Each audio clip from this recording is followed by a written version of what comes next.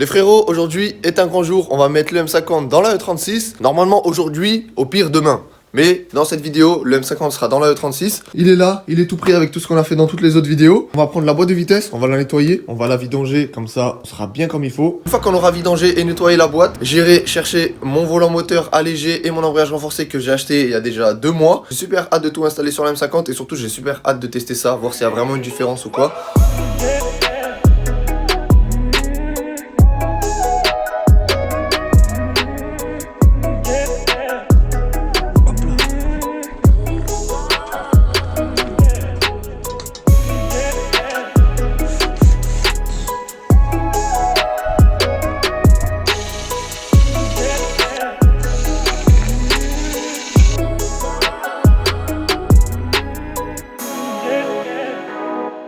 Bon alors je suis en train de nettoyer la boîte, j'allais passer à la vidange de la boîte, sauf que en fait je l'ai retourné et il y a un petit peu d'huile qui est sortie par la mise à l'air.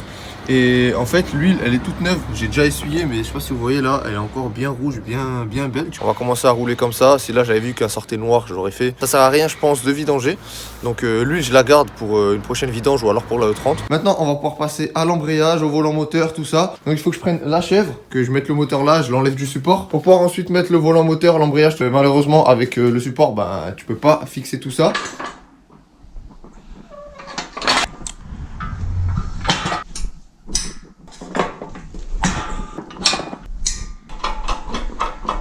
Je suis tout seul, on va bien rigoler pour faire tout ça. Bon, le plus important, c'est pas de faire tomber le moteur, ça serait pas mal.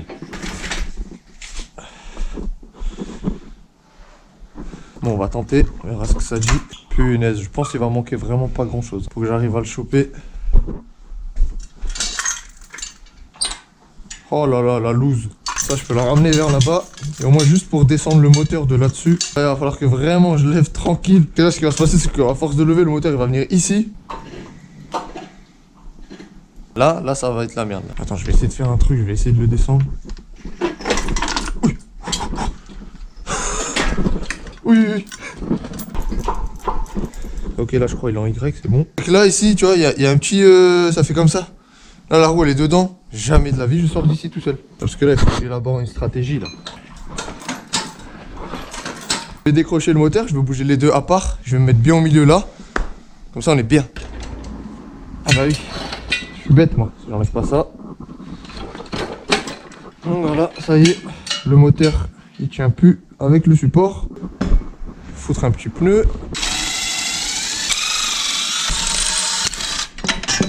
Je vais en profiter pour passer un petit coup de propre juste à l'arrière du bloc. On va pouvoir passer à l'installation du volant moteur, de l'embrayage, de la butée, de la boîte, de ce qui commence à être concret pour mettre le moteur dedans. J'ai acheté tout ce kit là, donc tout ça est venu en une seule fois. Là, vous avez la butée d'embrayage. Donc ce kit là, c'est un kit Clutch Max, donc ça vient des États-Unis. À la base des bases, ce truc là, c'était pas très cher. Beaucoup de gens roulaient avec ça parce que bah t'as le kit volant moteur allégé, embrayage renforcé, plus la butée pour 350 € c'était. Après des fois t'avais des frais de douane, des fois t'en avais pas. Comme par hasard, quand moi j'ai voulu l'acheter, rupture de stock, bien sûr, une fois que le stock était réapprovisionné, c'était 450 € au lieu de 350 €. Donc bon, ça fait un petit peu chier, mais ça reste quand même toujours moins cher que ce qu'on peut trouver ici en France. En France, pour un embrayage renforcé, un bon truc, t'as rien en dessous de 700 €. Et encore 700 €, je crois que je suis gentil. Donc 450 €. Et bien évidemment, avec ma chance, moi j'ai payé des frais de douane. Du coup, j'ai payé 130 € de frais de douane. Donc le kit m'est revenu à 580 €. Ça reste quand même raisonnable par rapport au prix de ce qu'on peut trouver ici. C'est clair que je pense pas que ça vaut les kits qui sont à 700, 800, 900 € juste l'embrayage. Et avant d'acheter, je me suis vraiment renseigné et il y a des gens, mec, ça fait 5 ans, ils roulent sur piste avec ça. Ils ont pas changé l'embrayage, rien du tout. Ça tient vraiment nickel. C'est clair que là, je fais pas une prépa turbo à 600, 700 chevaux. Pour le M50 qui est stock, ça fait vraiment largement le taf. Donc voilà, là, on a le disque d'embrayage. C'est plus à complet, c'est avec 6 patins. Ensuite, là-dedans, on a le mécanisme d'embrayage. Je crois qu'il n'y a rien là-dedans. Ah si. Oh putain, il donne carrément un centreur. C'est cool, j'en avais déjà un. Donc au moins là, il y en aura 2. Ça, c'est vraiment sympa. Mais gros, c'est incroyable, ils en donnent 2. Ensuite, on a 2 roulements. Normalement, on n'en a que un. Il me semble que ce roulement-là, c'est le roulement qui est censé aller là-dedans. Déjà en là, je pense qu'on va le changer. Pour sortir celui-là, si jamais il sort pas, on va faire la technique de la mie de pain. Je sais pas si vous connaissez, mais c'est incroyable. Tu prends de la mie de pain, tu remplis le trou, donc ici, là, comme ça, où il y a le truc. Et en fait, la mie de pain, elle va pousser jusqu'à ce que le roulement il sorte. De toute façon, vous allez voir ça, on va le faire là dans quelques instants. Je viens de comprendre pourquoi il y en a deux. En fait, il y en a deux parce que c'est pas la même taille. Donc c'est cool. Comme ça, au moins, ben, j'en ai deux différents. Et en fait, les roulements, les deux, c'est pas les mêmes. Donc lui, c'est pour celui-là. Et lui, c'est pour celui-là. Il faut vraiment que je fasse attention à pas me gourer sur lequel c'est. Donc moi, je vais juste vérifier directement. Ok, donc moi, ça a l'air d'être celui-là. Donc moi, c'est celui-là avec ce roulement-là. Exactement. Je sais pas pourquoi il y en a un qui est plus grand, un qui est plus petit. Si jamais vous savez, dites-moi en commentaire. C'est que c'était tous les mêmes sur M50, M52, tout ça. Après, ça se trouve, c'est peut-être justement pas pour M52. Peut-être c'est pour un autre moteur, je sais pas. Franchement, en blanc, c'est tellement stylé. T'as même pas envie de le mettre. Non, il nous reste le volant moteur. Voilà. Donc, il donne les vis avec. Donc ça, c'est cool aussi. Petit volant moteur. Pas là, là. Trop stylé. C'est celui-là pour nous. Lui, bon là, pour l'instant, on s'en fout du sens ou pas. Lui, il rentre nickel. Ça, c'est bon, il y a tout qui correspond. Bon, alors là, on a une belle petite tranche de mie de pain, t'as vu? Donc, ce qu'on va faire, c'est qu'on va juste tout simplement, en fait, prendre la mie de pain, faire ça, et la mettre là-bas au fond. Et à force, en fait, une fois que le trou, il sera vraiment bien blindé de ouf, et ben, ça va venir pousser le roulement tout seul, en fait. T'auras rien besoin de faire. Je vais aller chercher un petit tournevis après, juste histoire que ça vienne le pousser bien comme il faut. Et bien compacter tout au fond, parce que le truc c'est que si tu le mets juste pour le mettre, bah tu vas pas aller très loin.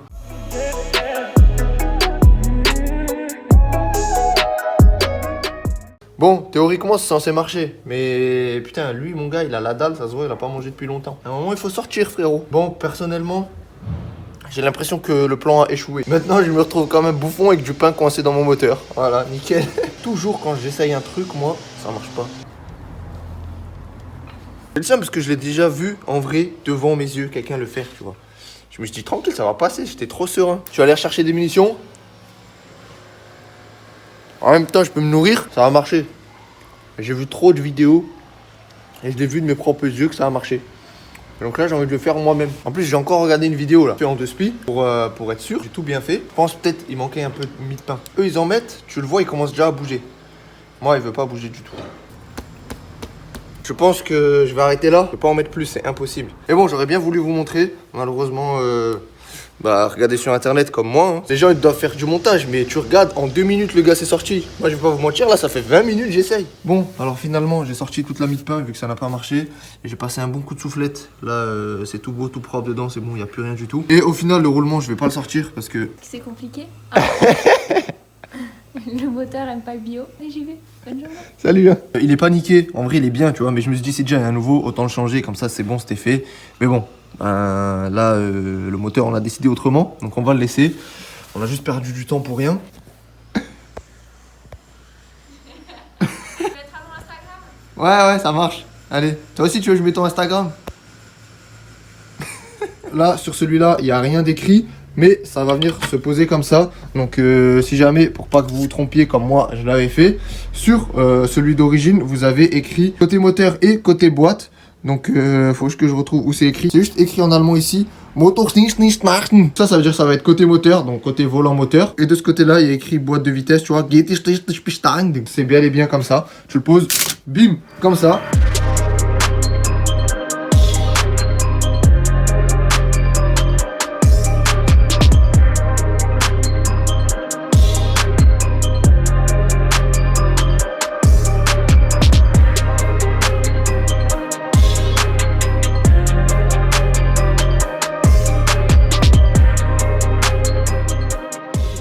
Elle est fixée, elle est serrée et j'ai mis le démarreur aussi directement. Vous savez, le moteur est fin prêt à aller dans la E36. Je vais aller en dessous, je vais juste essayer de sortir la vis qui a pété dans la caisse. Comme ça, demain je vous reprends pour qu'on puisse mettre le moteur dedans. Jour 2, donc ça y est, j'ai réussi à sortir la vis dont je vous parlais hier au niveau de la fixation de la boîte. Donc j'ai eu de la chance, elle est vraiment sortie facilement. C'est top, j'ai pas perdu de temps. Pour les cylindres blocs moteur et cylindres blocs de boîte, j'ai pris directement des rigides. Donc comme ça au moins là, je suis sûr que ça va pas bouger. Et qu'il nous arrivera ça une fois qu'on roulera. Et ça c'était celui de la E30. Et surtout, je mets des rigides pour qu'on évite qu'il nous arrive surtout ça.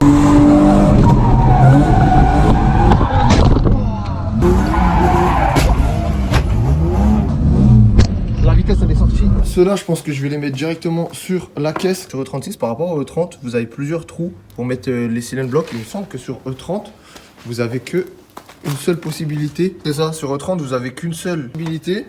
Alors que sur E36, il y a plusieurs trous. Donc, je sais pas pourquoi. Je sais pas si justement c'est en fonction de si vous avez un 6 cylindres ou un 4 cylindres.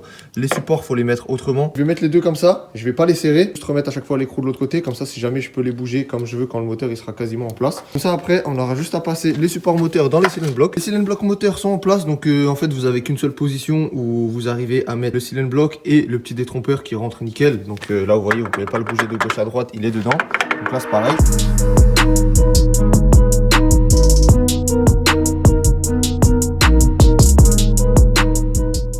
Celui-là, il n'est pas sorti. Je suis bien dedans. Normalement, si je pose, on est bien. Voilà.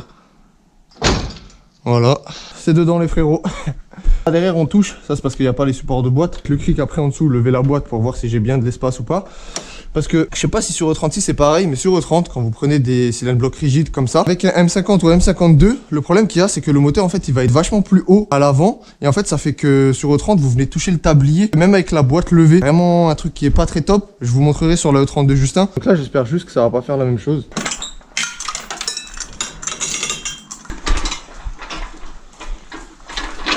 Je viens de mettre le cric sous la boîte, j'ai levé pour que ça soit comme s'il y avait le support mis en place. Derrière, on a la place bien comme il faut, comme à l'origine en fait. Et franchement, la baie moteur noire, je suis super content avec le cache-culbut en noir comme ça. Enfin, full black, c'est tueur de ouf. Franchement, c'est trop beau. Là, il nous reste encore pas mal de taf. Ce que je vais faire maintenant, c'est que je vais mettre la transmission. On va aussi pouvoir installer le short shifter, le raccorder à la boîte. Chose que j'ai remarqué hier quand j'ai voulu voir si le levier de vitesse fitait avec le frein à main. Et ben en fait, je me suis rendu compte que je ne peux même pas réutiliser celui de la E30 tout simplement parce qu'en fait, ici, c'est pas le même diamètre sur E30 que sur E36. Sur E30, en fait, il est plus petit que sur E36. Donc, je savais pas. Vous voyez, le short shifter, il passe à travers. Et ce short shifter là, en fait, il est censé être pris en sandwich. Comme ceci, sauf que bon, là, ça va être un petit peu compliqué. Je vais commander le même, sauf pour la E36. Sorti tout en noir depuis que moi j'avais acheté celui-là. Ça va aller avec tout l'intérieur de la E36. Et aussi, chose qui m'embête un peu que j'ai remarqué, à mon avis, quand je vais mettre la 5e, je vais être vraiment près du frein à main ou alors que je vais le toucher. Si vraiment il y a un souci, bah, c'est pas grave, je redécalerai juste un petit peu le frein à main. Il y aura juste ça à faire dans le pire des cas. Il faut que je termine d'installer tout ce qui est en dessous de la voiture. Donc mettre la transmission, raccorder au pont, à la boîte, mettre le short shifter. Donc en vrai, ça va, j'ai largement le temps. J'ai une semaine parce que le week-end prochain la E36 part chez Victor pour faire la ligne complète en inox sur mesure. De base je voulais un petit peu réduire les coûts en achetant une ligne d'origine. Ce qu'il y a c'est que moi j'ai déjà les collecteurs, j'ai déjà un silencieux, il me fallait juste la partie du milieu, donc gros l'intermédiaire. Ça fait un moment que j'en cherche un, j'en trouve pas. Au final je me suis dit tu sais quoi, un jour ou l'autre je vais vouloir faire une ligne complète en inox, donc autant la faire directement pour gagner du temps.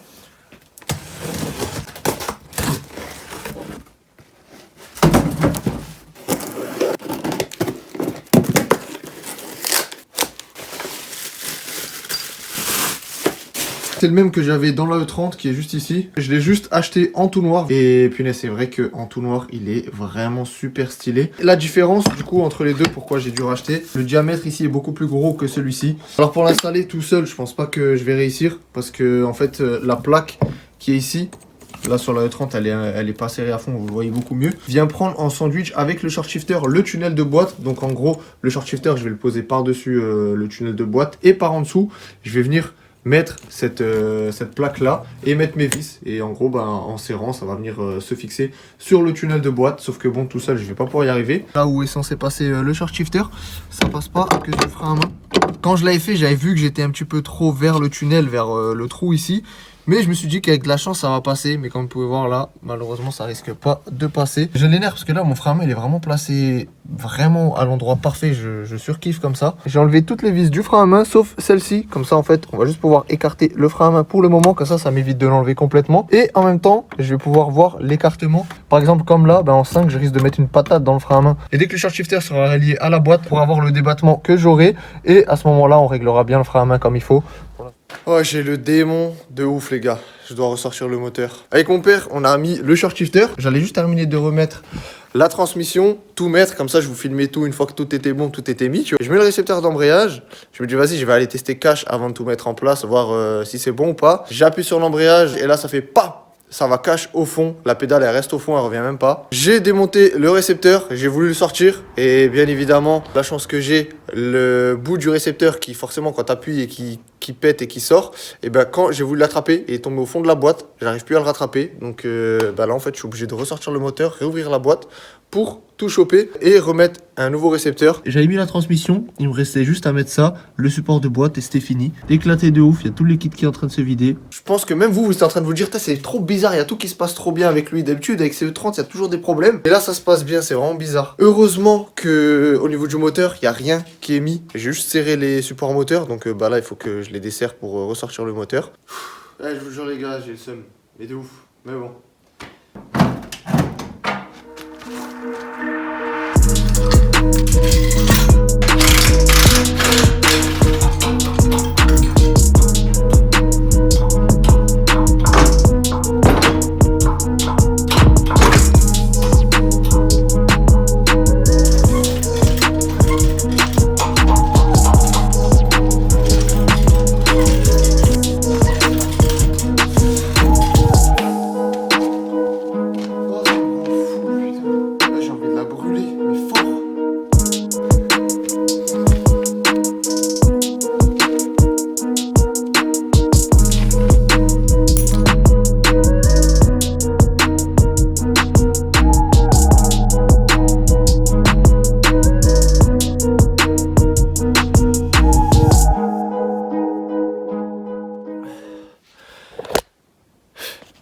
Eh frère, y a rien qui va ce soir. Même la vidéo, elle veut pas se faire. Le truc qui tombe en arrière et tout, ça y est, il est à bout lui aussi. Mais en vrai, quand t'es à bout comme ça, il faut pas continuer, tu vois. Le mieux, c'est t'arrêtes, tu rentres chez toi, tu reviens demain. Mais moi, le problème, c'est que j'ai envie que ça avance. Je sais qu'en attendant demain, je vais être encore plus stressé et être énervé si je le fais pas. C'est vraiment trop à bout. J'ai demandé à mon rep qui vienne m'aider, tu vois. En plus, vas-y, il est tard. Mon père, il reste calme de ouf. Heureusement, il est là. Il est venu, ça s'est bien passé. Calmé, ça va mieux. On a ouvert avec mon père. Au début, je me suis dit peut-être c'est moi. J'ai mal mis la fourchette ou quoi. Je pensais que je l'avais mis à l'envers. Mais bon, je l'ai mis exactement comme dans cette boîte. Et ça, c'est ma boîte de la E30. J'ai démonté tel quel. Donc, ça a roulé comme ça sur la E30. Donc, sûr, c'est le bon montage. J'ai revérifié avec mon père. Tout est bon, tu vois. Donc, c'est bon. J'ai pas mis quelque chose à l'envers. C'est juste, je sais pas. Peut-être que le récepteur d'embrayage 4 cylindres et d'un 6 cylindres, c'est pas le même. Ça, je saurais vraiment pas vous dire. Que là, maintenant, j'ai plus le choix, faut que j'en rachète un. Donc, je vais acheter un de 6 cylindres. On verra ce que ça dit, s'ils sont différents ou non. Après, c'est moi aussi, je suis un peu con. J'ai mis celui de 4 cylindres, il se mettait pas vraiment bien. Mais t'as vu, j'ai forcé un petit peu. Ça avait l'air de s'être mis en place. Et... La longueur, c'est différent d'un 4 cylindres ou d'un 6 cylindres. Je sais pas du tout, les frérots, ça, j'en ai aucune idée. Moteur, ben là, ça y est, il est de nouveau en place. Jour, je sais plus combien. Tout ce que je sais, c'est qu'hier, c'était la merde. Mais aujourd'hui, tout est rentré dans l'ordre. J'ai fini d'installer toute la transmission, le short shifter, tout ça. Je vais tout vous montrer maintenant. Vu que le dessous de la voiture, je vous ai déjà filmé ça tellement de fois sur la E30. Transmission installée. Là, les supports de boîte renforcés, tout est installé, tout est nickel. C'est ça, la tige qui vous permet de passer vos rapports tranquillement. Celle-ci, c'est une que j'avais en haut avec mon petit stock de pièces. Là, elle était trop courte. Au final, j'ai remis celle de 3.18 pour le moment. Ça fera largement l'affaire. Toutes les vitesses passent. Mais il est pas bien au centre. Il penche un petit peu vers l'avant. J'en ai une autre, une plus longue qu'on va pouvoir couper et ressouder. Mais là, vu que ça fait l'affaire, je laisse comme ça. Le jour où je pourrais mettre la E36 sur un pont, à ce moment-là, je sortirai la tige. Je pourrais bien mesurer. Je couperai, je ressouderai, je le remettrai en place. Parce que quand t'as un pont, ça prend littéralement 5 minutes à faire. Maintenant, je pense qu'il est temps de poser la E36 sur ses 4 roues.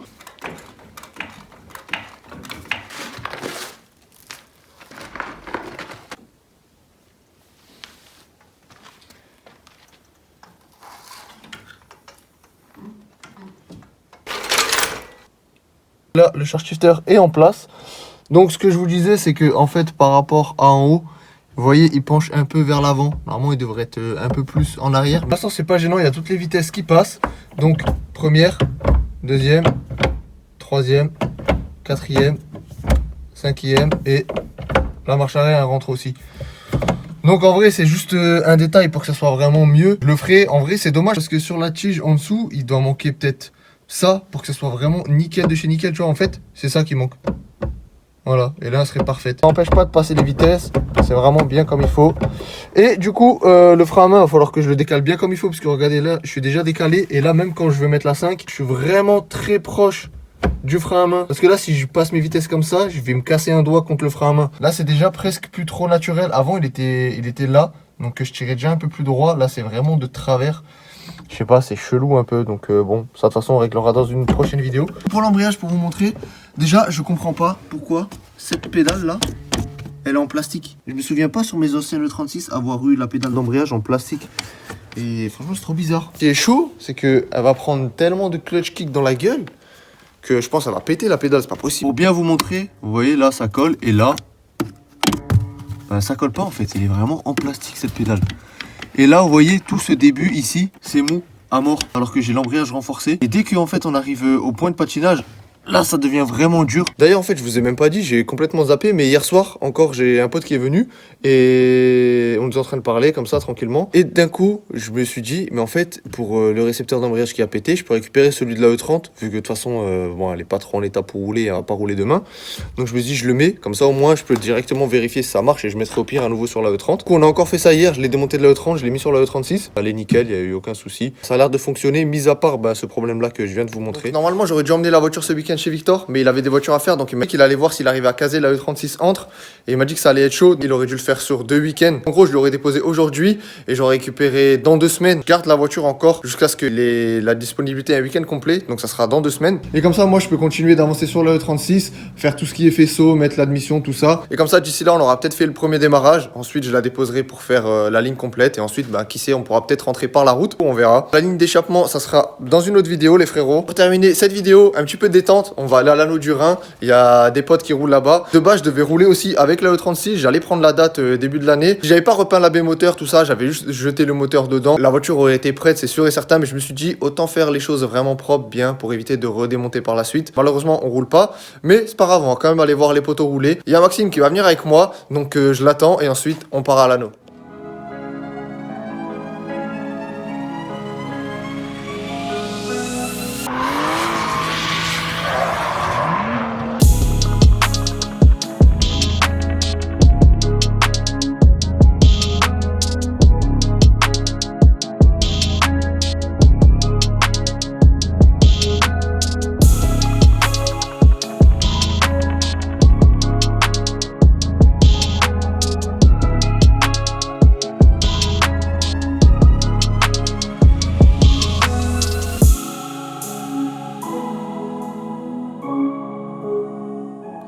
De retour à la maison, franchement, bonne petite après-midi. Ça fait vraiment super plaisir d'aller sur les événements comme ça. C'est cool qu'il y a l'anneau du Rhin à côté de chez moi parce que sinon il n'y a rien d'autre, tu vois, il n'y a pas d'autre circuit à moins de 3 heures. Ça fait vraiment du bien d'aller voir des caisses rouler parce que quand tu es en train de préparer une caisse, comme quand je suis en train de faire sur la E36, là en allant sur piste, voir les gens rouler, tu te dis ah ouais ok, ouais c'est pour ça que je suis en train de le faire. J'ai vraiment super hâte que ça arrive, tu vois. Ça m'a requinqué, ça m'a redonné des forces. Donc c'est bon, on va pouvoir continuer la E36 bien comme il faut et on va la faire démarrer au plus vite, rouler au plus vite surtout. Pas eu beaucoup d'images quand on était là-bas, j'ai vraiment profité un max. Des gens ça faisait longtemps que j'ai pas vu. Sur ce en tout cas, j'espère que cette vidéo vous aura plu quand même. Prenez soin de vous les frérots et on se retrouve dès la semaine prochaine pour une nouvelle vidéo.